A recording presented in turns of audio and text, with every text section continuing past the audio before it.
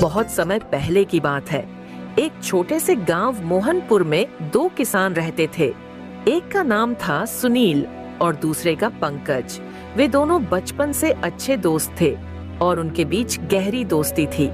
सुनील थोड़ा गरीब था, लेकिन बहुत मेहनती और ईमानदार था। उसके पास एक छोटा सा खेत था, जिस पर वह दिन भर मेहनत करके अपने परिवार का गुजर बसर करता था। वहीं दूसरी ओर पंकज बहुत ही आलसी था, जो दिन भर अपने खेतों पर लेटा रहता था और मेहनत वह तो उसके आसपास भी नहीं भटकती थी।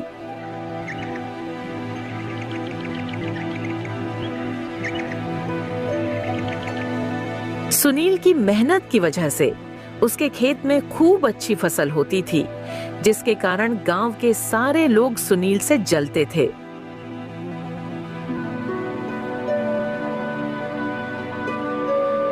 देखिए जी, इस सुनील की फसल इस बार भी कितनी अच्छी हुई है। हमेशा इसके साथ ही अच्छा क्यों होता है?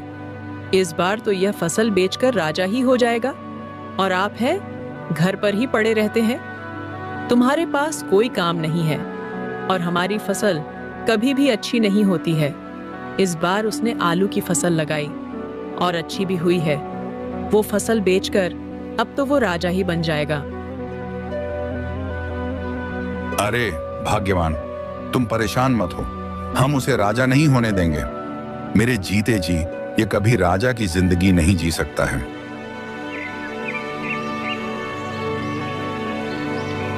सुनील सुबह उठता है और खेत के लिए निकल जाता है।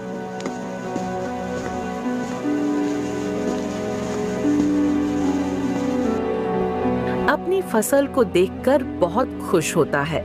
अब जाकर सुनील की मेहनत सफल हो चुकी थी। अरे अब जाकर मेरी मेहनत सफल होगी। मेरी आलू की फसल कितनी अच्छी हुई है। लगता है इस बार अच्छी खासी कमाई हो जाएगी। अब चलता हूँ और भाग्यवान को जाकर बताता हूँ। फिर सुनील वापस घर की ओर निकल पड़ता है। आज वह बहुत खुश था।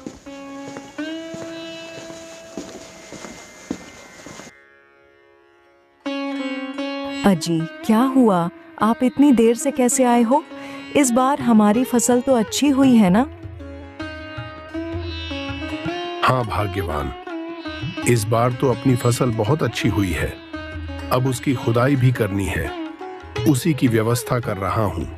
लगता है इस बार अच्छा मुनाफा हो जाएगा।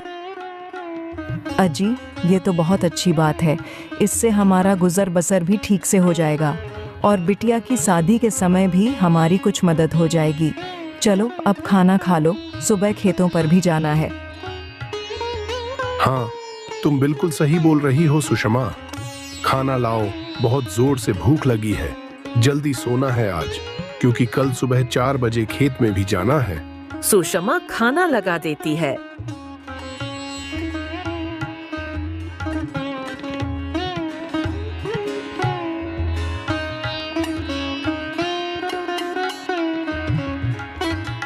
अरे सुषमा, ये समोसे कहाँ से लाई हो तुम?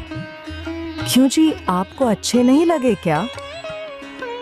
अरे नहीं भाग्यवान, बहुत ही स्वादिष्ट है। ऐसा मन कर रहा है कि खाता ही रहूं। तुमने बनाए हैं क्या? हाँ जी, कुछ आलू घर पर पड़े थे तो मैंने उनके समोसे बना दिए। आपको अच्छे लग रहे हैं तो और ले आऊं क्या? और भी है? नहीं भाग्यवान, इतने ही काफी है। बाकी के सुबह खेत में खा लूंगा। फिर खाना खाकर दोनों आराम से सो जाते हैं। जैसे ही सुबह के 4 बजते हैं तो अचानक से सुषमा की नींद खुल जाती है और सुषमा देखती है कि मौसम बहुत खराब हो गया है।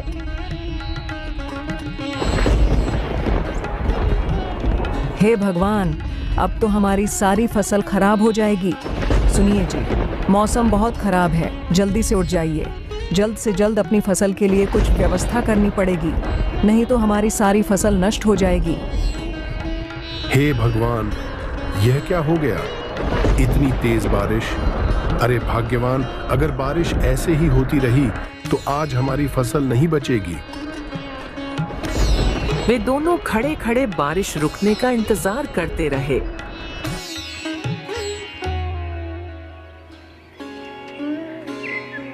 सुबह होते होते बारिश थम जाती है। भाग्यवान, अब बारिश तो रुक गई है। चलो खेत चलकर फसल को देखते हैं। वे दोनों खेत पहुंचकर देखते हैं।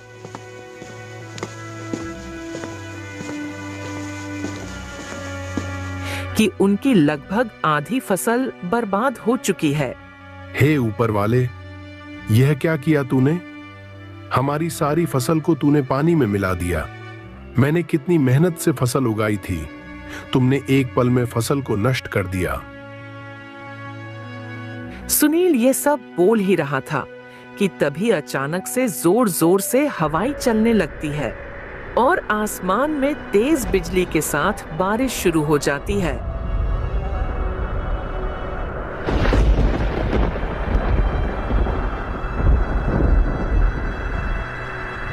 और देखते ही देखते सुनील की सारी फसल उनकी आंखों के सामने बर्बाद हो जाती है।